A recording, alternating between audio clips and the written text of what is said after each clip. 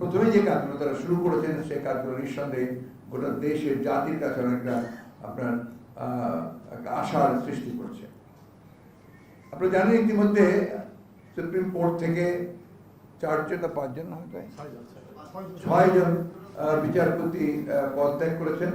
নতুন একজন প্রধান বিচারপতিকে বোধহয় নিয়োগ দিয়েছেন প্রেসিডেন্ট, তাই না? নতুন না, আগেই ছিলেন। ভারপ্রাপ্ত প্রধান বিচারপতি হিসেবে নিয়োগ দিয়েছেন তো, ভারপ্রাপ্ত নিয়োগ দিয়েছেন। এটা আমরা মনে করি যে গণতন্ত্রের জন্য এটাও একটা অত্যন্ত সুখবর, কারণ যে অবস্থা সৃষ্টি হয়েছিল আপনার বিচার বিভাগে সেটা অনেকাংশে একটা মুক্ত হবে বলে আমরা বিশ্বাস করি।